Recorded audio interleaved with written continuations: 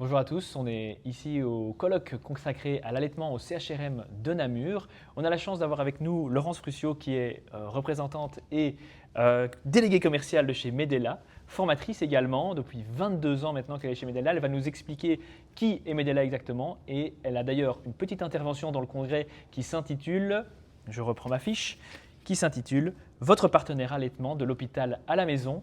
Bonjour Laurence. Bonjour Jérémy, et merci de m'accueillir aujourd'hui. Je t'en prie, ça me fait très plaisir de t'avoir avec nous. Alors, je vais commencer directement par une première question. Oui. On connaît bien Medela pour ses tire-laits que vous proposez aux hôpitaux. Mais finalement, quel est le but de Medela dans son développement? Est-ce que c'est plutôt soutenir la physiologie naturelle de l'allaitement ou plutôt rendre compatible la vie moderne, compatible la lactation à la vie moderne qu'on nous impose? C'est une bonne question. Je pense que l'un n'exclut pas l'autre en fait. On fait les deux. Donc évidemment, Medela est connu aussi pour la recherche. Nous basons vraiment nos produits sur la recherche. Nous faisons beaucoup d'innovation. Et ce que l'on essaye, c'est vraiment de changer en fait la science en soins. Voilà. Et grâce à ça, on va pouvoir apporter des solutions aux mamans. Donc, on est connu par les tire-laits. Effectivement, on a aussi toute une gamme aussi pour les soins, pour les mamans. Et aussi, on a même de la lingerie. Donc, on va vraiment essayer d'aider la maman dans toutes les phases de son allaitement, en fait. Du début à l'hôpital, si ça se passe pas bien, évidemment, jusqu'à l'allaitement pour après la reprise au travail et tout ça. Ok, Ouais. merci. Alors, Medela revendique une forte base scientifique.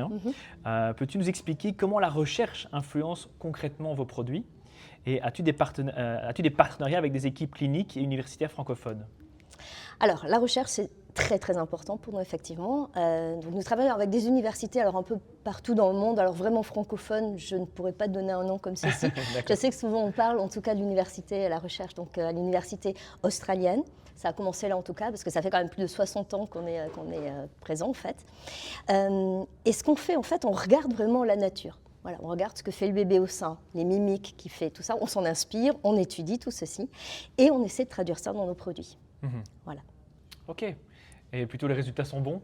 Absolument. Et on continue. Il y a quelque chose qui est vraiment super, c'est qu'avec ces recherches, en fait, on fait des symposiums tous les ans.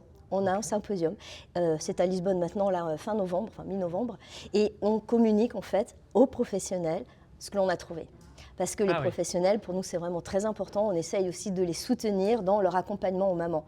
Donc, on a d'une part nos produits, la recherche, tout ce qu'on fait avec, et on a l'accompagnement aussi donc, des professionnels pour pouvoir aider au mieux les mamans.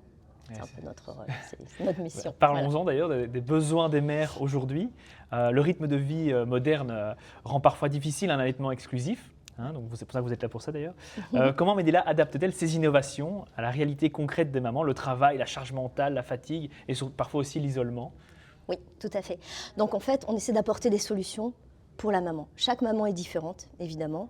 Nous, on n'a pas à pousser un allaitement par rapport à un autre ou quoi que ce soit. On est là vraiment pour proposer des solutions.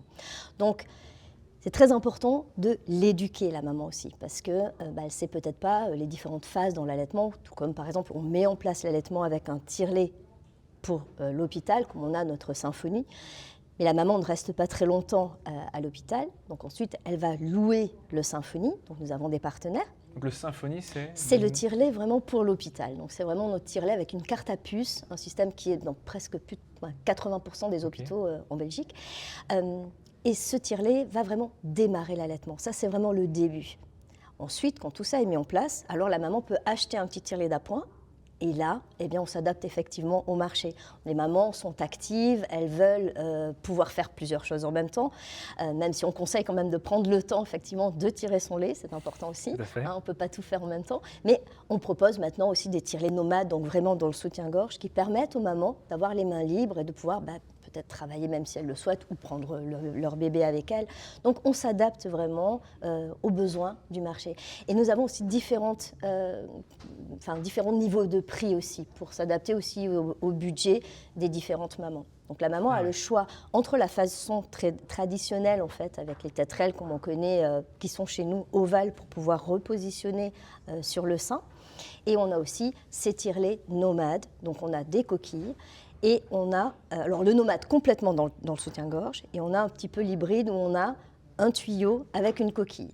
Donc il y a plusieurs possibilités aussi, un petit tire-lait manuel que nous avons aussi. Donc ça, c'est pour tout ce qui est les tire-laits. Mais il ne faut surtout pas oublier que la plupart des mamans, quand elles démarrent l'allaitement, peuvent avoir quand même aussi des petits problèmes de mise en place. Et nous avons toute cette gamme de soins. Alors, on propose des produits, oui, on propose surtout des solutions. Ça, c'est important parce on va passer par exemple donc avec des compresses hydrogel, de la crème Pureland, donc l'anoline. Nous avons une gamme bio maintenant aussi pour pouvoir favoriser la mise en place, en tout cas, pour que la maman soit plus paisible avec tout ça. Parce qu'une maman qui va avoir une gêne, voire une souffrance, va arrêter de tirer son lait. Et ça, c'est ce qu'on veut vraiment éviter. Okay. Voilà, donc on la soutient aussi dans ce sens. Vraiment, le retour au travail est possible finalement avec vos produits.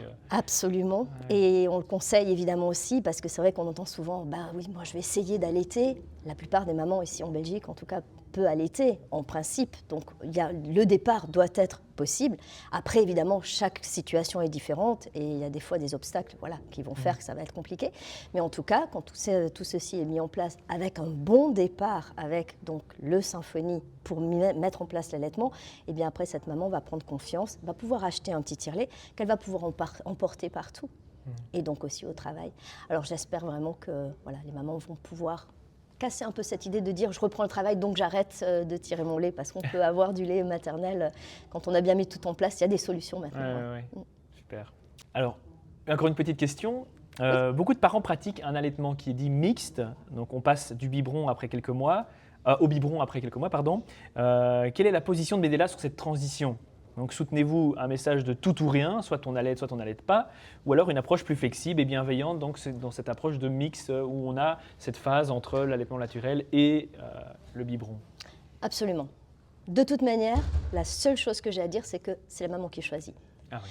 Ce qui marche pour la maman, si elle s'épanouit dans son allaitement, que ce soit en tirant son lait, en ayant son bébé au sein, en donnant son lait maternel via un autre système, eh bien, de toute façon, si ça lui correspond, on fera avec, ça c'est sûr, c'est tout à fait possible. Vous n'avez pas de position franche là-dessus, c'est plutôt on accompagne. Je vais mettre un petit bémol là-dessus par rapport à l'OMS par exemple. Depuis maintenant le 1er juillet de cette année, nous avons arrêté de vendre et de fabriquer nos systèmes, donc Calma, les tétines pour donner du lait. Tout ça, c'est pour être vraiment en ordre avec l'OMS. Donc nous ne vendons plus, nous ne produisons plus de tétines.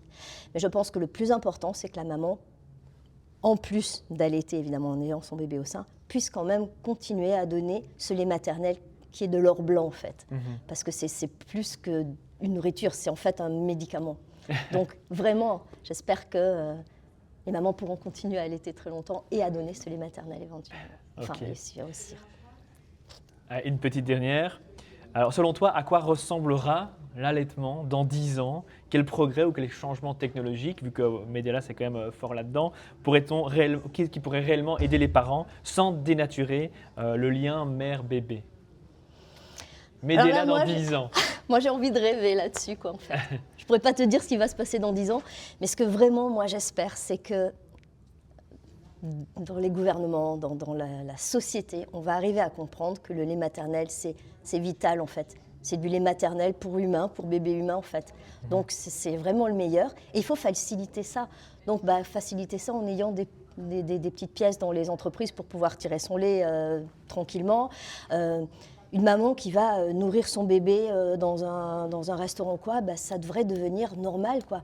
Plus on verra ça, plus les mamans se sentiront bien à dire ouais, moi je peux continuer, c'est bon, c'est plus. Et puis on aura de plus en plus de bébés allaités, peut-être même plus longuement que, en tout cas, c'est déjà ces 6 mois préconisés par l'OMS. Voilà, ça c'est mon petit rêve en fait. Normaliser. Donc si je peux y contribuer moi-même et m'aider là en proposant toutes nos solutions aux mamans, grâce à nos professionnels qui vont faire passer le message et qui vont accompagner les mamans, mission réussie. Super. Un grand merci Laurence d'avoir joué le jeu en tout cas de l'interview. C'était très bien et super. On a appris plein de choses, donc c'était vraiment très très bien. Merci beaucoup pour votre confiance et d'avoir été là avec nous. Merci beaucoup. Et courage pour la fin du congrès. Ça va être super. Merci beaucoup.